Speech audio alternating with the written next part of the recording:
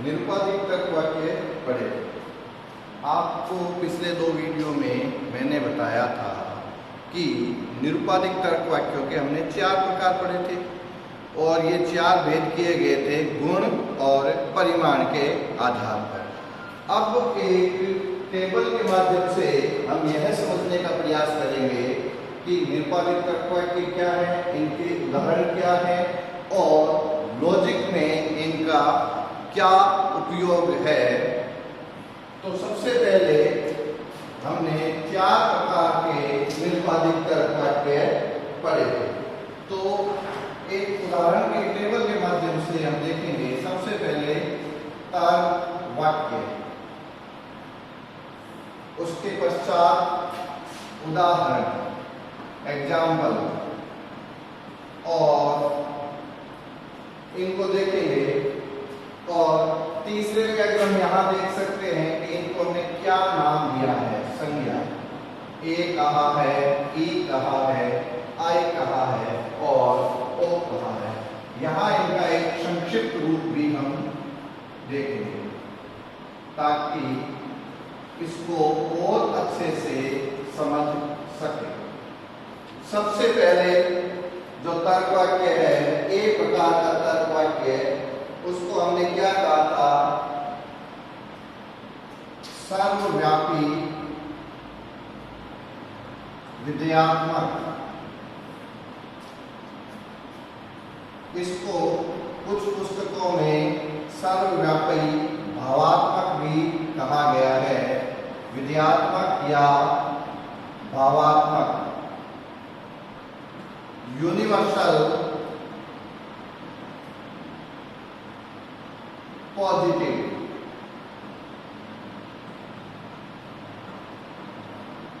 ये हुआ हमारा पहला प्रकार। दूसरा प्रकार है सर्वव्यापी निषेधात्मक।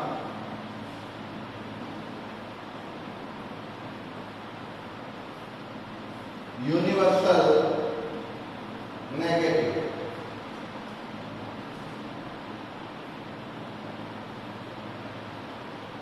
Universal negative.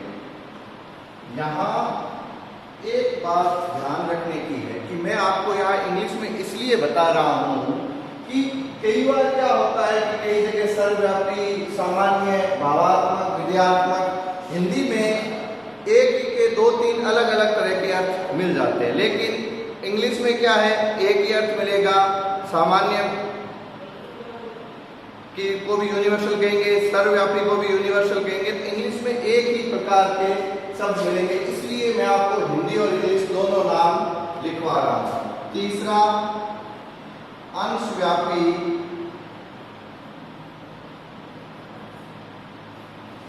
भावात्मक। पर्टिकुलर पॉजिटिव या अफर्मेटिव। यूनिवर्सल पॉजिटिव और universal affirmative. Particular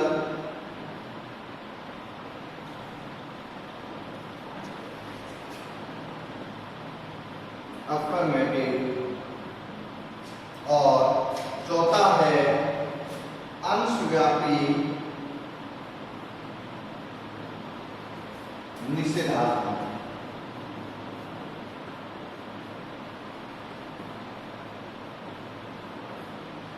particular negative.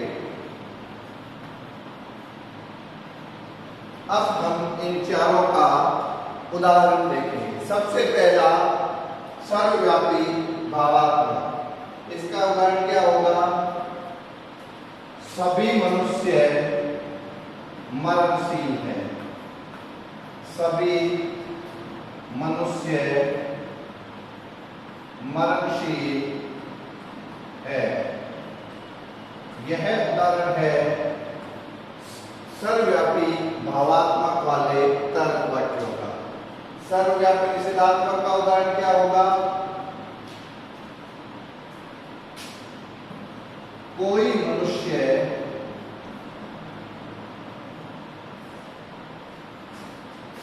पूर्ण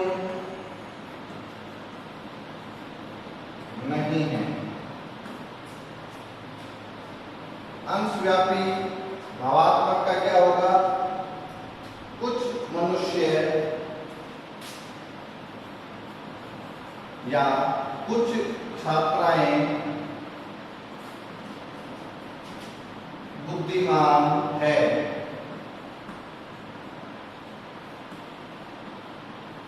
और अंशव्यापी निषेधात्मक का उदाहरण होगा कुछ छात्राएं बुद्धिमान नहीं है। कुछ छात्राएं बुद्धिमान नहीं। अब यह तो हुए चारों के उदाहरण। सभी मनुष्य मरणशील है, इनको कहा गया है एक प्रकार के तर्क वाक्य। कोई मनुष्य पूर्ण नहीं है, ई प्रकार के तर्क वाक्य। कुछ छात्राएं बुद्धिमान है, ओ प्रकार के, आई प्रकार के, और कुछ नहीं है, ओ प्रकार के। यह तो हुआ एक उदाहरण। अब हम यह जानने का प्रयास करेंगे कि हमारी सामान्य बोलचाल की भाषा में ऐसे अनेक प्रपोजिशंस या तर्क वाक्य आते हैं, तो हम उनमें से कैसे पहचानेंगे कि यह ए तरह का है, यह ई तरह का है, यह आई तरह का है, या यह ओ तरह का है, या ओ प्रकार का है। अब देखो, सबसे पहले मैं जब इन चार उदाहरणों की बात कर रहा हूं तो आप यहां देखोगे कुछ बातें सभी में कॉमन आ रही है। आप सबको पता होगा कि हमने दो बातें पहले ही मैं आपको बता चुका हूं। एक था उद्देश्य और दूसरा विधेय। सब्जेक्ट और प्रेडिकेट, इनको हम शॉर्ट रूप में सब्जेक्ट एस से आरंभ होता है तो इसको हम एस भी लिख सकते हैं। प्रेडिकेट पी से आरंभ होता है, इसको हम पी से भी लिख सकते हैं। अगर हिंदी में लिखे, उद्देश्य ऊ से होता है, विधेय वी से होता है। यह इनका संक्षिप्त रूप है, शॉर्ट रूप से लिख सकते हैं। क्या होता है उद्देश्य? पहले भी बताया है, किसी तर्क वाक्य में जिसके बारे में बात की जा रही है वह उद्देश्य है। तो इस तर्क वाक्य में किसके बारे में बात की जा रही है? मनुष्य के बारे में, तो यह क्या होगा? सब्जेक्ट। यहां किसके बारे में बात की जा रही है? मनुष्य के बारे में, सब्जेक्ट। यहां किसके बारे में बात की जा रही है? छात्राओं के बारे में, उद्देश्य या सब्जेक्ट। यहां किसके बारे में बात की जा रही है? उद्देश्य या सब्जेक्ट, ऊ। तो किसी तर्क वाक्य में जिसके बारे में बात की जाती है वह कहलाता है सब्जेक्ट। फिर दूसरा मैंने आपको बताया था विधेय। विधेय क्या होता है? उद्देश्य के बारे में जो कुछ कहा जा रहा है वह होता है विधेय। अब यहां देखिए, यहां सब्जेक्ट हमने अलग कर लिए। सब्जेक्ट के बारे में क्या क्या कहा जा रहा है? यहां कहा जा रहा है, जो एक प्रकार का तर्क वाक्य है, यहां कहा जा रहा है कि सब्जेक्ट क्या है? मरणशील। यह क्या हुआ? विधेय या प्रेडिकेट। यहां क्या है? पूर्ण नहीं है। यह क्या हुआ? पी, प्रेडिकेट का शॉर्ट फॉर्म। छात्राएं क्या है? बुद्धिमान है। यह क्या हुआ? विधेय। और यहां क्या है? बुद्धिमान नहीं है। यह क्या हुआ? विधेय या वी। तो इसी तर्क वाक्य में क्या क्या हुआ? परिमाण, उद्देश्य, विधेय और संयोजन। तो अब हम तर्क वाक्यों को पहचानेंगे तो उनको संक्षिप्त रूप में कैसे लिख सकते हैं? जैसे सभी,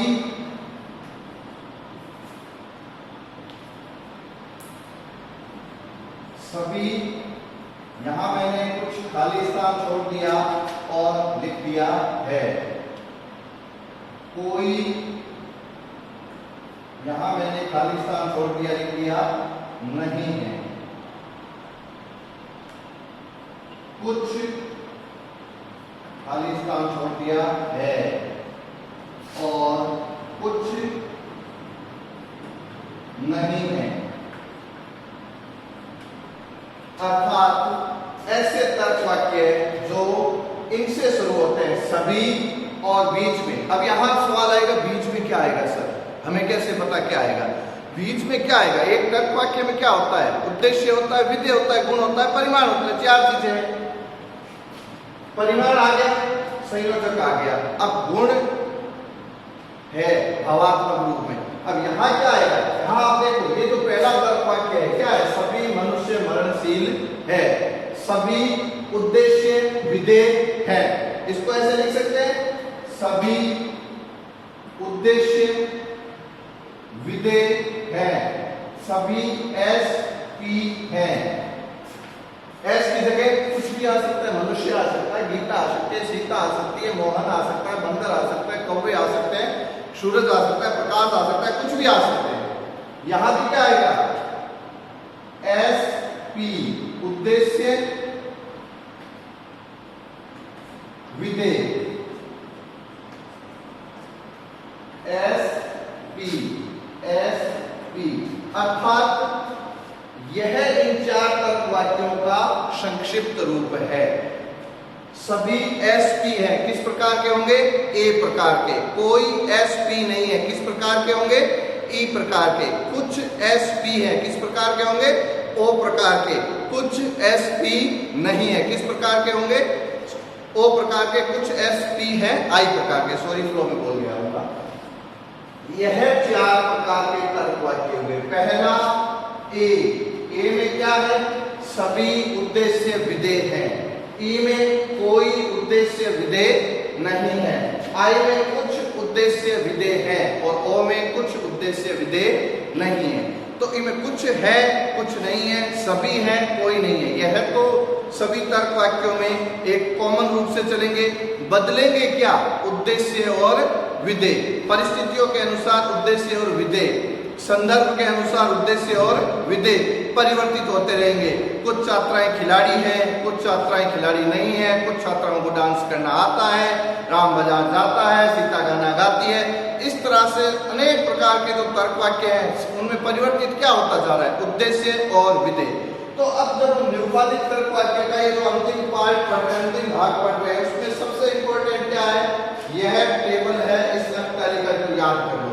चार प्रकार के तर्क वाक्य हुए, इन चारों के उदाहरण, इन चारों को संज्ञा क्या दी? ए, ई, आई और ओ। ए, ई, आई और ओ। और इन चारों के संक्षिप्त रूप क्या हुए? ए का क्या हुआ? सभी एस पी है, ई का कोई एस पी नहीं है, आई का कुछ एस पी है और ओ का कुछ एस पी नहीं है। यहाँ एस और पी, इसको कंफ्यूज नहीं होना है। एस मतलब सब्जेक्ट, सब्जेक्ट का शॉर्ट फॉर्म एस। वी मतलब, पी मतलब प्रेडिकेट, प्रेडिकेट क्या होता है? विधेय। उद्देश्य क्या होता है? जिसके बारे में बात की जा रही है, उद्देश्य के बारे में जो कुछ कहा जा रहा है वह विधेय। यहाँ मैंने लिखा सभी मनुष्य मरणशील है, यहाँ मैं लिख सकता हूँ सभी छात्राएं बुद्धिमान है, यहाँ लिख सकता हूँ सभी कौवे काले हैं, यहाँ लिख सकता हूँ कोई गधा घोड़ा नहीं है। कुछ भी आ सकता है। हमें क्या देखना है? एस और पी देखना है। एस की जगह क्या आया? कई बार ऐसा भी लिखा आ जाएगा कुछ घोड़े गधे। हमें कंफ्यूज नहीं होना, सर घोड़े गधे कैसे हो सकते हैं? नहीं, हमें घोड़े और गधों पे नहीं जाना। हमें ये क्या देखना है? उद्देश्य क्या है? किन के बारे में कहा जा रहा है? घोड़ों के बारे में। क्या कहा जा रहा है? गधे हैं। हमें क्या देखना है? सब्जेक्ट क्या है, प्रेडिकेट क्या है। उसकी जगह क्या है? ऐसा भी आ सकता है कुछ भारतीय पाकिस्तानी है, कुछ भारतीय अमेरिकन है, कुछ अमेरिकन अफ्रीकन है। तो इन शब्दों के जाल पे नहीं जाना। हमें मूल रूप से क्या देखना है? उद्देश्य क्या है तर्क वाक्य का, तर्क वाक्य का विधेय क्या है, और उस आधार पे आगे हम समझेंगे। हमें अभी तक आपको जितना बढ़ाया है उस हिसाब से मूल रूप से क्या ध्यान रखना है? निरुपाधिक तर्क वाक्य के चार प्रकार होते हैं, ए, ई, आई, ओ। इनके उदाहरण और हम कैसे डिटेक्ट करेंगे, कैसे पता चलेगा कि तर्क वाक्य का कौन सा प्रकार किस आधार पर आता है। तो वो इन संक्षिप्त रूपों से पता चलेगा कि जो इस प्रकार के तर्क वाक्य जो सभी से आरंभ होते हैं, बीच में उद्देश्य विधेय आता है और अंतिम रूप से भावात्मक रूप से आता है, वो होंगे ए प्रकार के। अगर इस तरह का आता है, कोई से स्टार्ट होता है, उद्देश्य विधेय है, अंत में नहीं है आता है, या फिर कुछ है या कुछ नहीं है, इस तरह का वर्गीकरण। यह टेबल आप याद कर दो, पूरे लॉजिक का महत्वपूर्ण पार्ट यही है। और शब्दों पे अब आगे जब हम जो कुछ तर्क वाक्य पढ़ेंगे हम यही संक्षिप्त रूप ही पढ़ेंगे। सभी एस पी है। अगर जब मैं एस और पी बोलता हूं तो आपको ये समझ जाना है कि सब उद्देश्य और विधेय की बात कर रहे हैं। एस यानी सब्जेक्ट, सब्जेक्ट का शॉर्ट फॉर्म एस। पी यानी प्रेडिकेट, पी का प्रेडिकेट का शॉर्ट फॉर्म पी। एस और पी क्या होता है उद्देश्य विधेय, हम बहुत बार चर्चा कर चुके हैं और आज फिर आपको बता चुका हूं उद्देश्य और विधेय। उद्देश्य जिसके बारे में कहा जाता है और उद्देश्य के बारे में जो कुछ कहा जाता है वह है विधेय। अब टॉपिक एंड करने से पहले आखिरी बार आपको और समझा रहा हूं। निरुपाधिक तर्क वाक्य 4 प्रकार के। सर्वव्यापी विधेयात्मक, सर्वव्यापी निषेधात्मक, अंशव्यापी विधेयात्मक, अंशव्यापी निषेधात्मक। इंग्लिश में देखें यूनिवर्सल अफर्मेटिव या universal positive, universal negative, particular positive और पर्टिकुलर नेगेटिव। 4 प्रकार क्या क्या नाम दिए गए हैं इनको, ए ई आई ओ। चारों के उदाहरण सभी एस टी हैं ए प्रकार के, कोई एस टी नहीं है आई प्रकार के, सभी एस पी हैं ए प्रकार के, कोई एस पी नहीं है ई प्रकार के, कुछ एस पी हैं आई प्रकार के और कुछ एस पी नहीं है ओ प्रकार के। तो मैं आपसे चाहूंगा कि आगे बढ़ने से पहले जो आज दूसरे टॉपिक्स हम लें उससे पहले आप यह टेबल अच्छे से याद कर लें, पूरी तरह से अच्छे से याद कर लें। और यह याद करने में उसमें कुछ दिक्कत भी नहीं है। साधारण सी बातें हमें क्या याद रखना है, हमें याद रखना है उद्देश्य क्या है, विधेय क्या है। उसके बाद ए ई आई ओ बहुत ही आसान तरीके से समझाया गया उद्देश्य इनके साथ। तो यह सब याद रखें। इसके बाद जो दूसरे टॉपिक्स हैं वो हम अगले वीडियो में लेंगे। Thank you.